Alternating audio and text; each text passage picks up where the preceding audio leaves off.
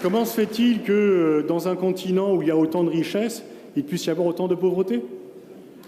Comment se fait-il que dans un pays où il y a autant de talents, ceux-ci soient obligés de fuir ou de se taire pour pouvoir soit ne plus exister chez eux, soit continuer à le faire parce qu'ils se mettent en danger s'ils prennent la parole? Et donc ceci n'est pas une solution d'avenir.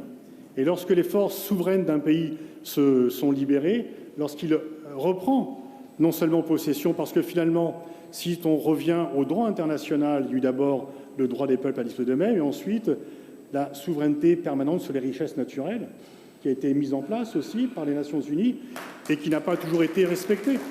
Et à partir du moment où vous mettez cela en œuvre, vous pouvez répartir la richesse et vous pouvez faire participer. Et la façon, une fois encore, Monsieur le Premier ministre, je ne veux pas jouer les flags en or, mais la façon dont vous incarnez la jeunesse, dont vous avez été porté par la jeunesse au pouvoir, malgré...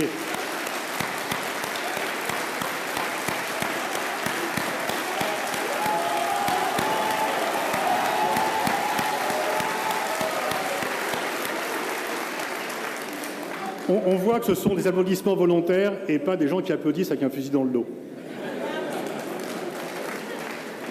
Donc la façon dont vous avez incarné cette relève en étant le représentant d'une jeunesse qui veut être souveraine aussi chez elle, eh bien, peut être un modèle par rapport au modèle gériatrique ou par rapport au modèle d'imposition du pouvoir par la force de gens qui, au nom de la souveraineté, veulent en fait uniquement garder le pouvoir par eux-mêmes et viennent au pouvoir par des coups d'État militaires, ce qui n'est pas non plus une option.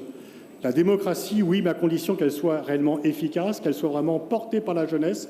Et finalement, la façon dont les élections législatives ont confirmé le vote initial de les présidentielles montre bien que vous avez réussi ce pari et que c'est effectivement un signal qui a été entendu, non seulement dans l'ensemble de l'Afrique, et c'est pour cela que je trouvais tout à fait judicieux, pertinent et même en fait indispensable de consacrer un chapitre à votre personnalité par rapport aux autres personnalités qui peuvent se lever. Nous avons besoin de voix fortes qui représentent leur propre population et qui puissent s'opposer à la force, qui puissent s'opposer aux volontés de domination, qui puissent s'opposer au fait que la puissance donne des droits qui ne sont pas naturels et qui sont uniquement le ferment de divisions ultérieures et de violences ultérieures. Nous avons vraiment en fait besoin de développement, nous avons besoin de protéger l'environnement, nous avons besoin en fait par rapport à ce double défi d'avoir une population plus nombreuse dans le monde, de respecter l'environnement, mais aussi de permettre le développement parce que on ne peut pas dire ça y est, nous on s'est développé, maintenant arrêtez de le faire parce que vous allez mettre en péril la nature et l'environnement. Donc il faut aussi que la protection de l'environnement n'empêche pas le développement des pays qui sont partis après les autres pour cela. Et pour cela, effectivement, vous avez l'éducation parce que la souveraineté, elle est aussi intellectuelle. Il faut que vous forgiez vos propres concepts. Il ne faut pas se fermer au monde extérieur parce que sinon, le modèle, c'est la Corée du Nord qui n'est pas une vraie réussite en termes de succès économique et dialectique et populaire. Mais en se présentant par rapport au reste du monde et en fondant cela sur la force d'un peuple qui veut affirmer haut et fort son indépendance, il y a beaucoup de perspectives qui sont entendues, non seulement en dehors des frontières du Sénégal, non seulement en Afrique, mais également dans d'autres pays. La génération Z, elle est transnationale. Le fait que le pouvoir ne passe plus uniquement... En fait, toutes les autorités, tous les gouvernements ont perdu le monopole sur l'information. Votre force, vous n'aviez pas les médias pour vous, vous n'aviez pas les autorités gouvernementales pour vous, vous aviez la mobilisation populaire par les réseaux sociaux.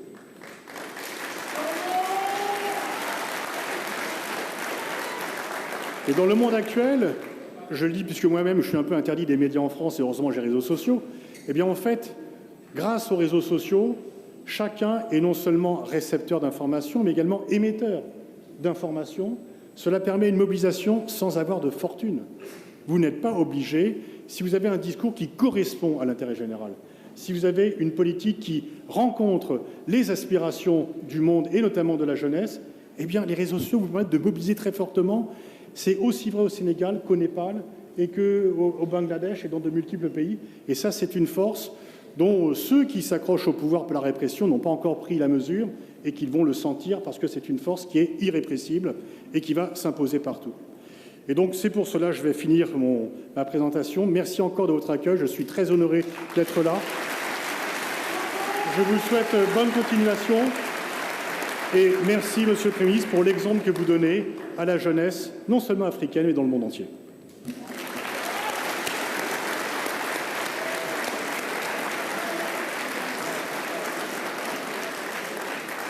Je n'ai pas tout le temps l'oratoire, mais je vais essayer de me débrouiller. Trop de modestie et trop d'orgueil. Merci, professeur.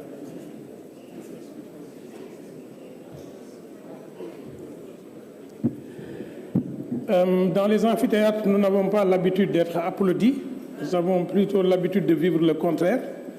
C'est pourquoi j'aimerais aussi qu'ils profitent de ce moment pour vivre des moments qu'ils ne vivent pas souvent avec les étudiants et qu'on l'applaudisse encore un peu plus fort que ça.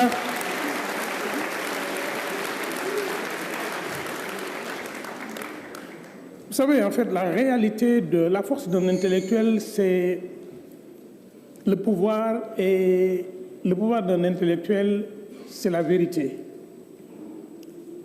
De manière scientifique, analyser de manière placide des situations du monde, sans tenir compte des conséquences, les conséquences qu'on subira après avoir pris la parole, c'est la liberté d'un intellectuel. Tous les diplômés ne sont pas des intellectuels.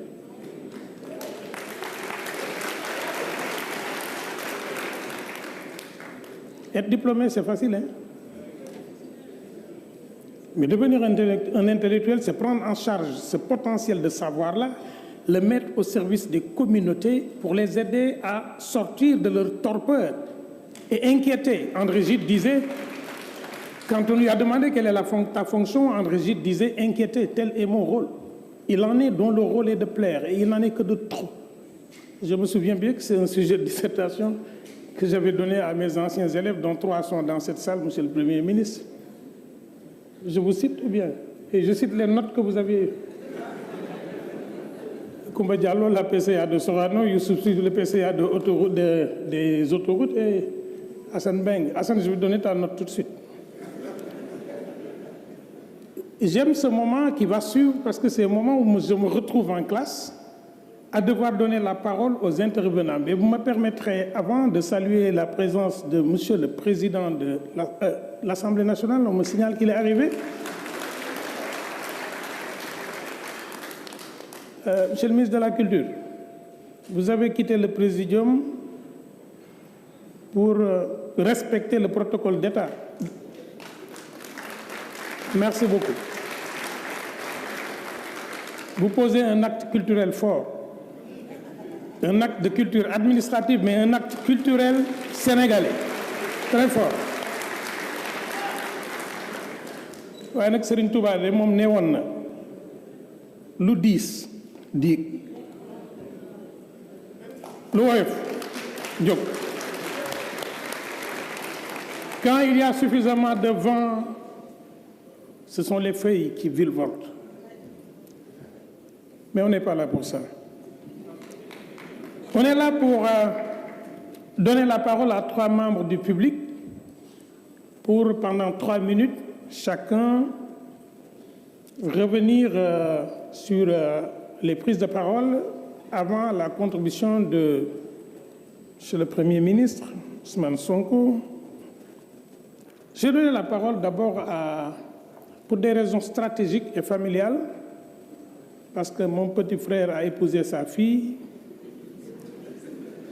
On va vers le crépuscule et les Wolofs disent dof rek moy xulok jabaram timis. On n'attaque pas en querelle sa femme au crépuscule.